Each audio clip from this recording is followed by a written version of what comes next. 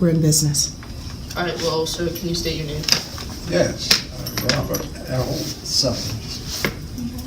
Which years did you attend Brown Summit Code High School? I think it was 49 through 54. I was here 5 years. It's all right to elaborate. Yes, we have. I was here Yes. 5 years because I came by way of Poplar Grove, and this was the only high school we could go to. So, and Poplar Grove only went to the 7th. So when we got to the 8th grade, most of us came here.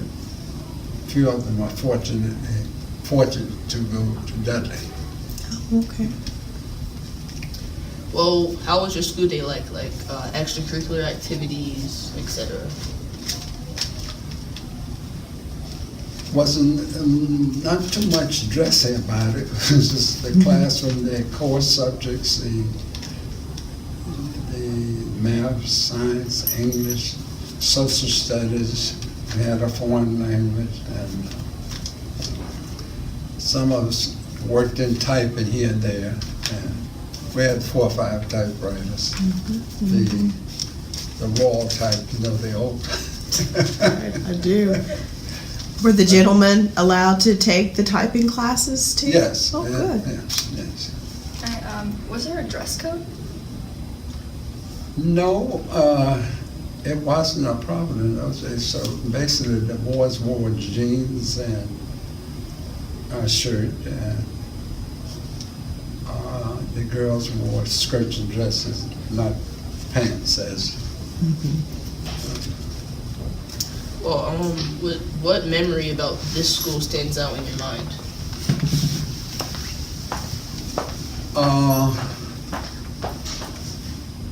Well, it was first through the 12th grade at that time. I've never been to a school, where all the grades were in one place, but it was 1 through 12.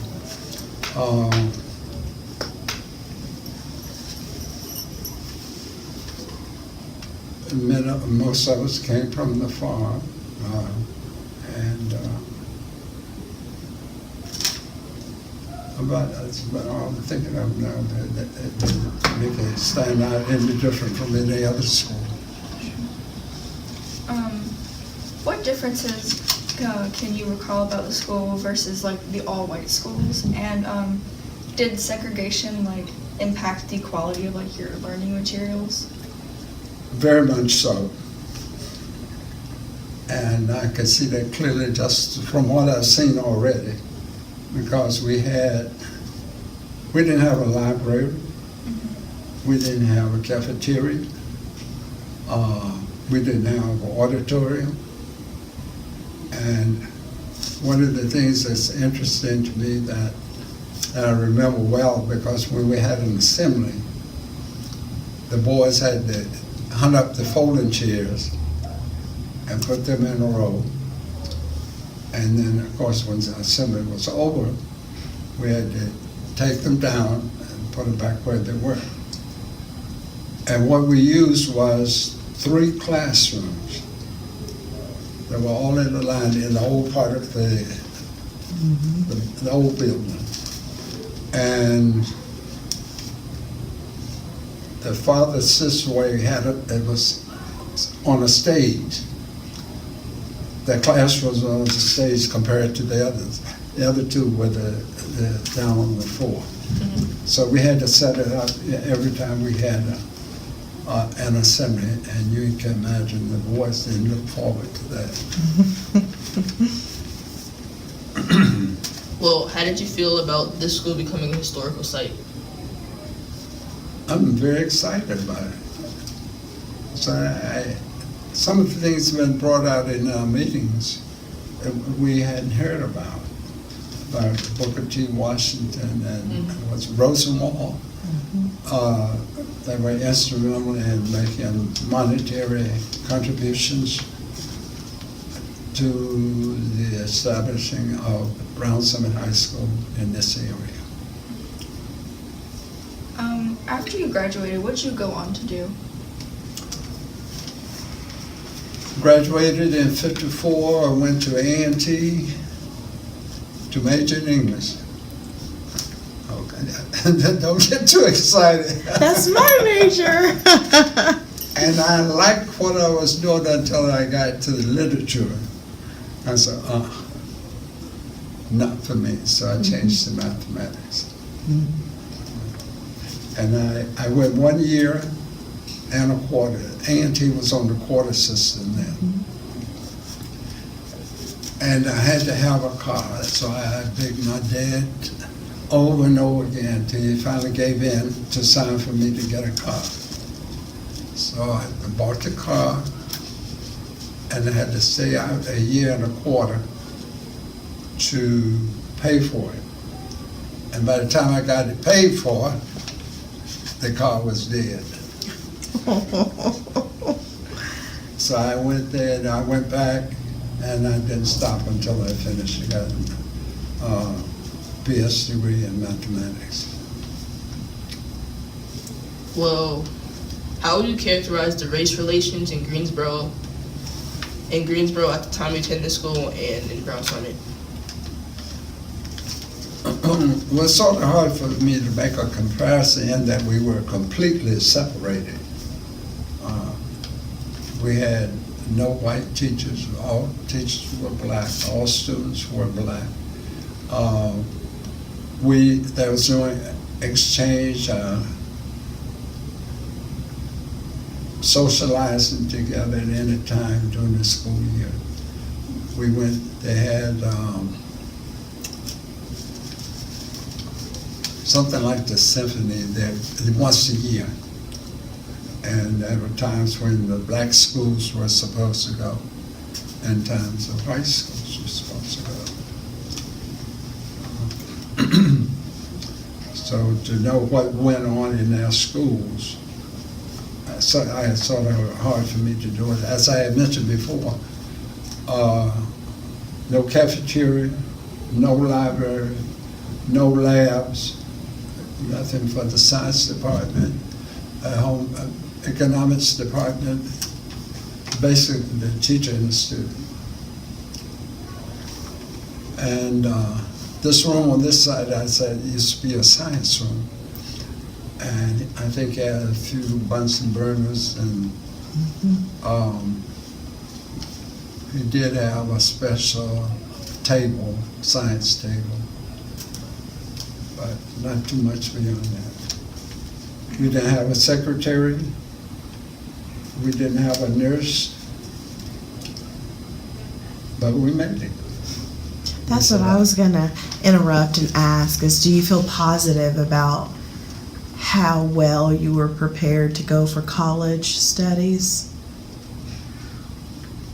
Well, we knew that we were limited as far as resources, but our teachers were dedicated, and we felt loved by the teachers. And it was a small school. My class was 16. 16 in the graduating class. And everybody was friends and got along, and so just a really good experience. Okay, what lessons should today's youth draw from like your days as a teenager?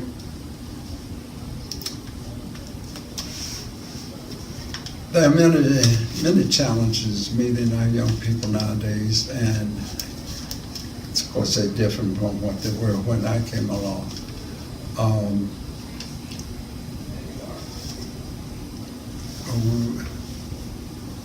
Many of us came from farms. Our parents were sharecroppers, and we worked in the tobacco fields, the corn fields, the wheat fields. Some of us at sawmills, and so we had limited incomes. Parents didn't have much financially, but they knew their education was important. And there are 6 in my family, and I'm the oldest, and all 6 of us graduated from this school. Wow. 4 of us have college degrees. 3 of us have master's degrees.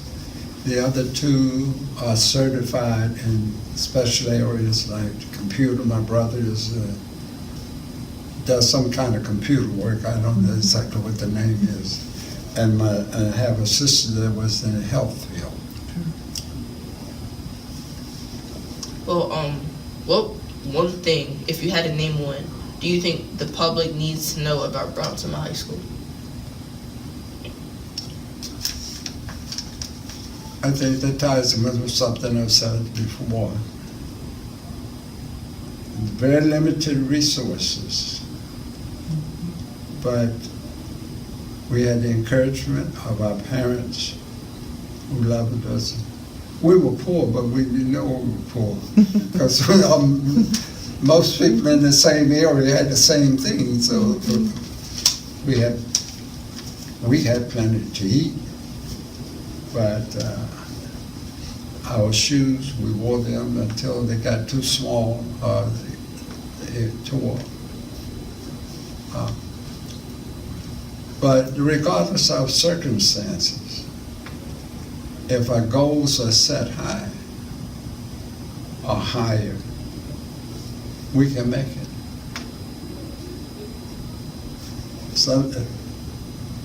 Someone said, if you shoot for the stars, if you don't get quite to the stars, you'll still be on high ground. Mm-hmm. So it helps to have all the conveniences, computers and television, and all the other things that help our students learn nowadays.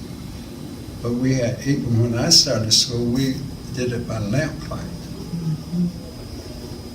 And then we finally got electricity, and of course, we studied by electricity. But in spite of all of those things, those of us who were determined to do better, we did. And I'm one of the first in my community to finish college. And a couple of years back, I celebrated my 80th birthday. Wow.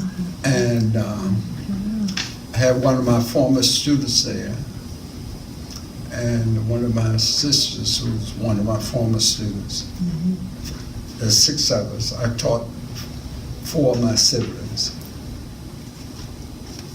The other one's too close to me. So, and many cousins and whatever.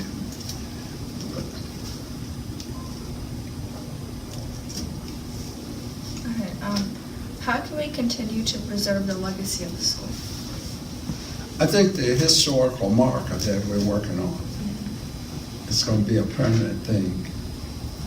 And people in the community and those of us that have gone through here, we can see that. And it can bring back those memories that we had in school.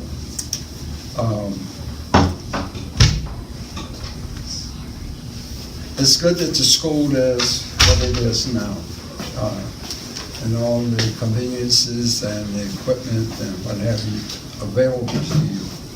But in spite of what we had, many of us got through and went on to hold good jobs. Government, teachers, preachers, doctors, and some lawyers that have come through the school. Thank you. That's basically all we have, like, question-wise. Do you have anything to add?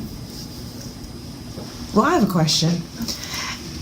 Was there any kind of a connection between some of the colleges and campuses around the Greensboro area and Brown Summit? Do you remember any college recruiters coming over and to this campus? How did that work during your high school days? I can't remember it, but I'm sure there Yeah. were one or two here and there because there were only 3 black schools, high schools in the county. I did not realize that. Sedalia, Mm-hmm. Laughlin Memorial, Mm-hmm. back up this way, and this school. There was only one black high school in Greensboro, Dudley. So students chose which high school based on what was closest to home? Is that how did? Yes, Okay. that was you went to the nearest school. Yeah, that makes sense. For transportation purposes. At the time my mother finished the 7th grade, there's a school in our community, an elementary school. And it's about 1 mile below where Northeast High School is. She finished the 7th grade. She had nowhere to go that she could go unless she furnished her own transportation. And of course, they didn't have that. So she said she went through the 7th grade 3 times. Yeah. She liked school. Sure. So I'm sure the teachers, there's one teacher school, and I'm sure the teacher, she was a teacher's aide. Sure. No. And then her brother got driver's license. So they went to Poplar Road. And she went there for the 8th and 9th grades. And then again, she was at a block. She didn't have nowhere else to go. Sure. Yeah, I think that's interesting and important history. Our county now is over 125 schools, give or take a few, and kids seem to have a lot of options. I think that it'd be interesting for them to know that it hasn't always been that way. No. When I was in school as a student, Poplar Road in here, we used to ride by a school, Madison High School, near where Madison Elementary School is, over on Hines Chapel. We would ride by that school, which was the nearest one to me, just 2 miles away. We rode by Brightwood, and those that coming from that area would ride by Monticello to get to Brownsville. Yeah. Well, I just appreciate all this information. I was gonna ask, fun stuff. Do you remember? Did you guys have cakewalks and all that kind of thing? Sales. You remember I said we didn't have a cafeteria. So if funds were needed, potato salad was sold, soup was sold, and it was made in what they had for a home economics room, which is basically a stove and a sink and refrigerator. Sure. But we enjoyed that potato salad. And many times it didn't have anything but mayonnaise and onions in it, Sure. but it was still good. The soup was good, of course hot dogs. Hamburgers weren't too popular at that time. That's interesting. Yeah. Well, I've intruded on your question and answer session a lot. I could do this all day because I'm a naturally, some people call it nosy, I call it inquisitive. But we do appreciate having you. I'm going to turn the